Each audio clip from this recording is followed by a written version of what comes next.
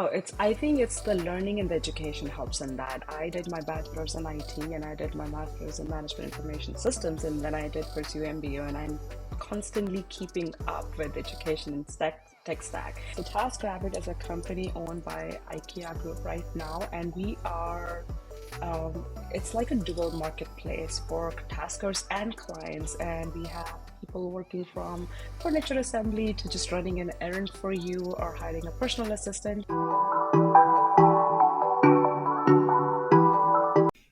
Hi, all. Good morning. So, today I have Divya with us, who is all about driving engineering excellence and team growth for successful project delivery. Divya comes from a very non traditional background where she has learned a lot, specifically in the space of tech, especially as a woman. So, I'd love to welcome Divya on 10 Minutes of Hiring Wisdom, where she will tell us about some of the challenges that she faced, especially becoming an engineering manager, which is predominantly owned by men, and how she is changing and paving the way for other women to follow in her footsteps and become successful just like her. Hi, Divya. How are you doing today? Hi, Manal. I'm doing great. Thank you for doing this. This is amazing, and I love the concept of it. And you are right. As a woman, it gets hard. But I think if you just love your job, it's just not a job from next day. And that's where my role leader, Indra Noesh, has kind of said a long time ago, if I look at my job as a passion, I look at my job as a calling, not just as a job, and that makes everything easy going forward. So that's my one big forte that I go with. Like, just love your job and make your job what you love, and that will solve the rest of the problems for you. And from next day, it's not a job, it's what you love, and you do that every day. Okay, that sounds absolutely amazing. I think a follow-up question for that, Divya, would be is it's one thing to consider a job a calling of passion, but how do you make other people realize that when they would just be looking at your outward experience, which is your gender, which is that you're a woman? So how do you showcase people that these are my skills, this is what I bring to the talent, this is what I'm very passionate about, and my gender, where I come from, does not matter at the end of the day? I think it's the learning and the education helps in that. I did my bachelor's in IT and I did my master's in management information systems, and then I did pursue MBA, and I'm constantly keeping up with education and tech stack. And that helps me in that room full of anybody. It's just the topic, the tech stack, the work, the architecture, and that matters more than am I as a gender, as a girl or a boy. And my team is all across the globe, and we have a lot of leading developers, which are girl and women in there with the family. And my manager currently is a woman. And I have to be honest, in my all four careers, four jobs that I've been working with a couple of years, I was fortunate to have a lady manager and a leader, I should call it, and they have taught me a lot as a mentor. Like, do not let anybody else speak for you. Just stand up, have a voice, and be passionate about what you do. And learning always backs you up. So keep yourself constantly updated with the tech stack and keep learning, and that will help you. Okay, no, thank you so much for sharing that. I'm very surprised and very inspired that all the managers that you had were all women. I think another question for that would be is you had a lot of women managers. So I think people who are usually women at the top usually tend to create an environment where more women can come in, they can make feel free to make mistakes and learn and grow. So as a manager, Divya, because you currently are a manager yourself, what are some of the steps that you take for people to come in, specifically people from minorities and women who can come in, learn, grow, and make mistakes specifically? Um, Very personal. Like, it's a question where I would not call myself as biased toward women, but at the same time, I will give benefit of doubt to anybody, and I give them opportunity to learn, make mistake, learn from that mistake, and recover fast from that mistake. So it's not just about women and men, to be honest. And I would love to make it neutralized as an employee that it's not about women, it's not about men. Just let science be science and speak with that, and just believe in those. But yes, you are right. Like, it's hard to find. I have a couple of open positions, and it's hard to find.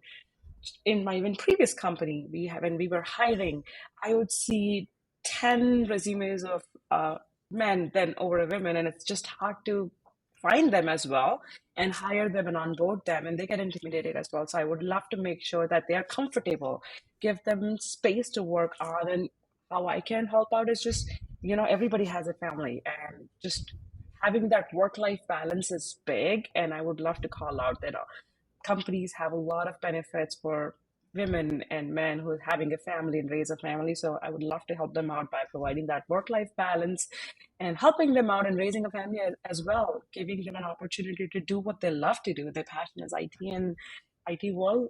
I would love to support them in that journey.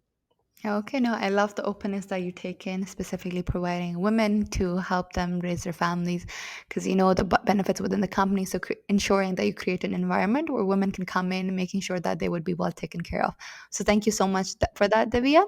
Divya, my next question for you would be: is you've done an MBA, so I think over the years, specifically during the pandemic, we saw traditional schooling lose its value, specifically MBAs. So because you've done an MBA, I would love to hear your perspective regarding how did your MBA give you an edge compared to people who do not pursue an MBA, because a lot of companies don't really care about an MBA as much anymore.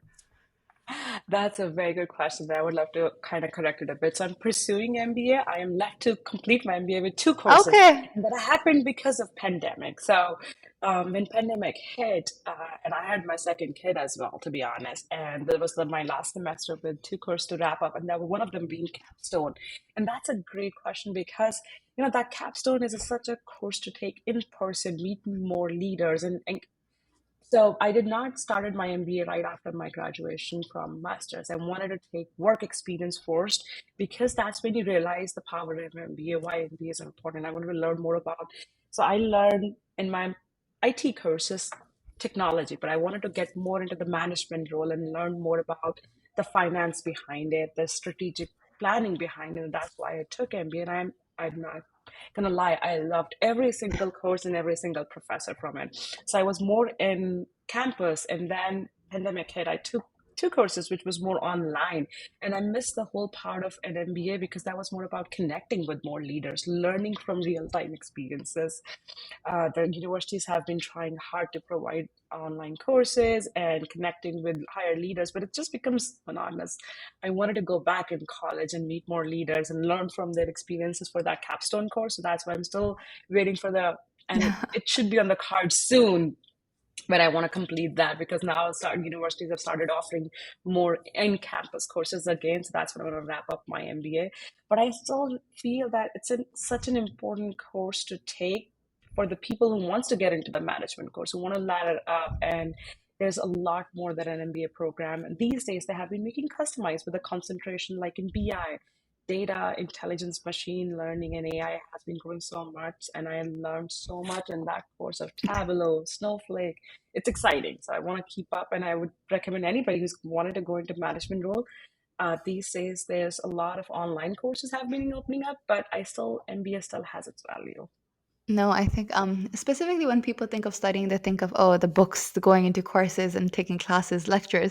But I think MBA is all about the professional experience. Not only are you making connections that would be useful for you, you're also learning from people who come from different backgrounds, who have work experience, who can share those work experiences with you. And as an individual, you can learn so much by just being surrounding yourself with people who are leaders in their space currently. So thank you so much for sharing that, Divya.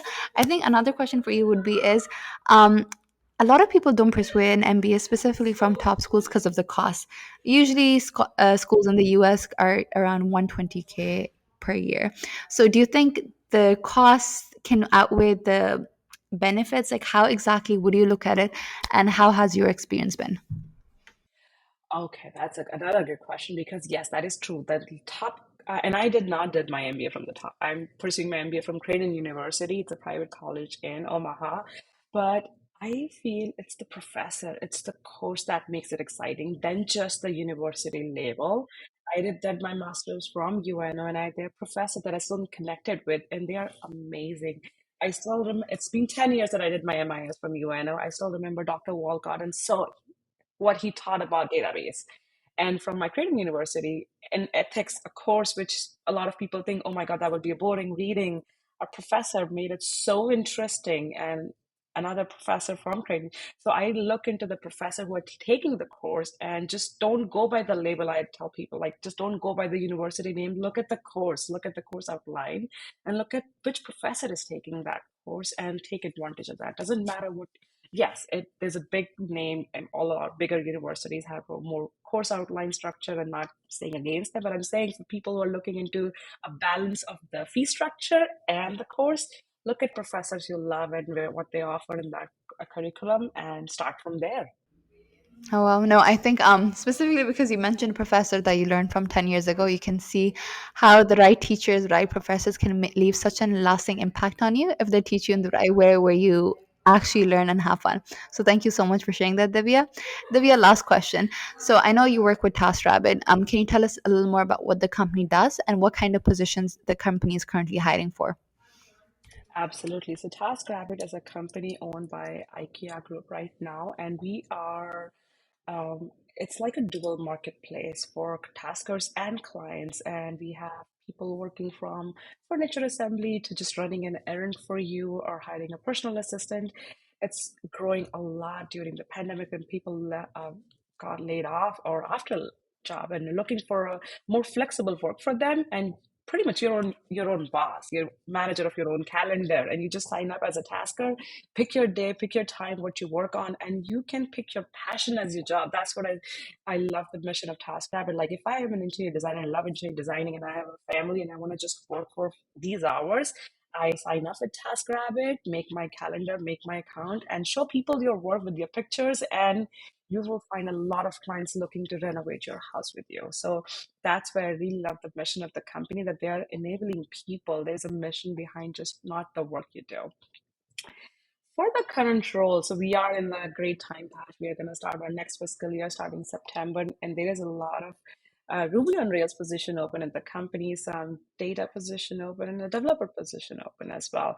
And what we are looking as a company is a right culture fit, at the same time, right tech stack, and people who are looking forward to learning as we are growing with the right tech stack as well. Okay, no, I think you mentioned a lot of important things. One of them being is you choose passion for a job. I think a lot of people usually one of the reasons why I think a lot of people in the US aren't happy is because they don't work for companies that they're passionate about. Why would you want to get out of bed if you're not excited about what you're doing? So I think the flexibility that TaskRabbit offers, which is specifically aligned with what people want to do, which makes them happy, is something that would get people excited. So thank you so much for sharing that, Divya. And it seems like your company is growing. It's doing a fantastic job, which is making clients and task people collaborate on something that they're passionate about. So thank you so much. But other than that, Divya, our time is up. It was a pleasure learning about you, your experiences, what you've learned along the way, how you go in with such an open-minded perspective, how you worked with so many wonderful people, and the education that you got showcases the leader that you have become. So thank you so much. Oh, thank you so much for having me. It was a pleasure.